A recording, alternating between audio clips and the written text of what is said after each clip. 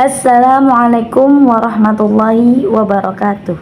Perkenalkan, nama saya Zahra Al-Izzah Syafinka dari kelas A4 dengan nomor NIM 23811301125. Saya membuat video ini untuk memenuhi tugas mata kuliah Bahasa Inggris 2 dengan dosen pengampu Bapak Zaki Yafani MPD.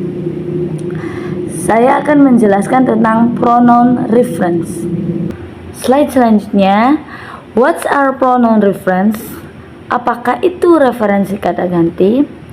Pronoun reference atau referensi kata ganti berasal dari dua kata, pronoun dan reference. Pronoun ini merupakan kata ganti dan reference ini berasal dari noun atau kata benda yang dirujuk atau diacu. Di dalam bahasa Inggris terdapat pronoun atau kata ganti seperti saya, I. Yang kedua, you, kamu atau kalian. Yang ketiga, we, untuk kami atau kita. They, mereka.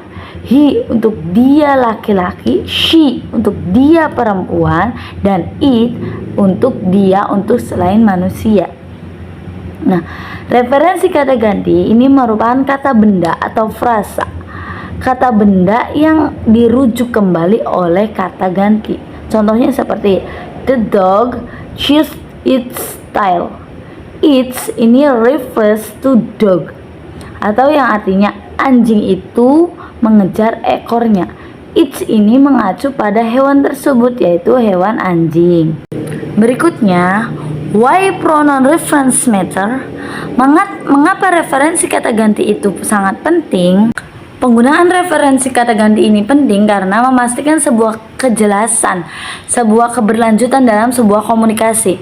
Ketika kita menggunakan kata ganti, seperti halnya kita menggunakan kata ganti dia, kita menggunakan kata ganti mereka, kita menggunakan kata ganti mereka itu, ini merujuk kepada seseorang atau sesuatu yang telah kita buat, yang telah dibuat sebelumnya dalam sebuah teks atau dalam sebuah percakapan. Nah, tanpa referensi yang jelas, pendengar atau pembaca mungkin ini kebingungan tentang siapa atau apa yang sedang kita bicarakan, apa yang sedang kita bicarakan sebelumnya. Selain itu, penggunaan referensi kata ganti yang tepat ini juga akan membantu kita menghindari pengulangan kata, pengulangan frasa yang berulang-ulang dalam sebuah teks atau dalam sebuah percakapan, yang mengakibatkan pembaca merasa bosan atau kehilangan minat, atau ketika kita sedang melakukan percakapan, pendengarnya ini mendengarkan apa yang kita bicarakan tanpa kita menggunakan referensi kata ganti, pendengar ini akan kebingungan apa yang sedang kita maksudkan, apa yang sedang kita bicarakan. Nah, dengan menggunakan referensi kata ganti yang sesuai, ini kita dapat membuat tulisan atau pembicaraan kita lebih lancar dan mudah dipahami. Selanjutnya, jenis-jenis referensi kata ganti atau pronoun reference. Saya di sini menulis 5 jenis referensi kata ganti. Yang pertama, personal reference, kata ganti persona atau kata ganti yang menggantikan orang seperti I, you, he, she, it, we, and they. Yang kedua, possessive pronouns atau kata ganti milik, kata ganti yang menunjukkan kepemilikan seperti my, yours, his, her, its, our, and their. Yang ketiga, reflexive pronouns atau kata ganti refleksi, kata ganti yang merujuk kembali kepada subjek dalam kalimat yang sama, myself, yourself, himself, herself, itself, ourselves, and themselves. Yang keempat, demonstrative pronouns atau kata ganti petunjuk, kata ganti yang menunjukkan atau merujuk kepada sesuatu, suatu objek atau orang secara langsung seperti this, ini, that, itu, this, ini, those, mereka. 5. Relative pronouns, kata ganti penghubung, kata ganti yang menghubungkan klausa yang menggantikan non atau kata benda dalam klausa lainnya seperti who, whom, whose, which, and that. Slide selanjutnya example of pronoun reference atau contoh dari referensi kata ganti. Yang pertama ada contohnya, the children are playing in the park. The children are having fun. Kita ubah the children karena kita menggunakan pronoun reference, the children-nya diubah menjadi they atau mereka. Karena di sini kita menggunakan they karena personal reference atau kata ganti persona, kata ganti yang menggantikan orang. The children are playing in the park. They are having fun. The children are playing in the park. The children-nya kita ganti lagi, they are having fun. Contoh yang kedua, John bought a car. The car is red. John membeli mobil. Mobil itu berwarna merah. Kita ubah the car ini menjadi it. John bought a car. It is red. Karena sama seperti yang di atas, karena kata ganti persona, kata ganti yang menggantikan orang, menggunakannya jadi menggunakan it. Seperti Maria has a cat. The cat is playful. Maria has a cat. It is playful. The cat-nya diganti dengan it, sama seperti contoh karena menggunakan kata ganti persona atau kata yang menggantikan orang. Selanjutnya, kenapa harus menggunakan referensi kata ganti? Kenapa kita harus menggunakan referensi kata ganti? Yang pertama, dengan kita menggunakan referensi kata ganti ini, ketika kita memulai pembicaraan atau kita sedang berbicara, ini lebih lancar, lebih efisien, tanpa harus mengulang nama, benda, kata benda. Kita dengan mudah mengidentifikasi orang atau benda yang sedang kita bicarakan.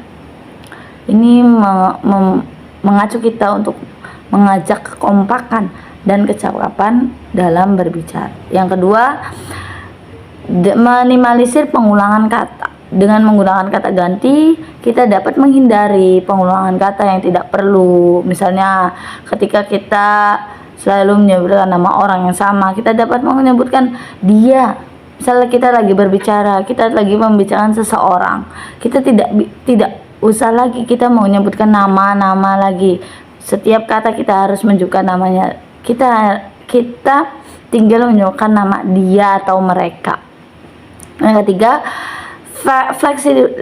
fleksibilitas bahasa atau referensi kata ganti ini memungkinkan kita untuk berbicara tentang berbagai konteks tanpa kita harus mengubah struktur kalimat secara drastis.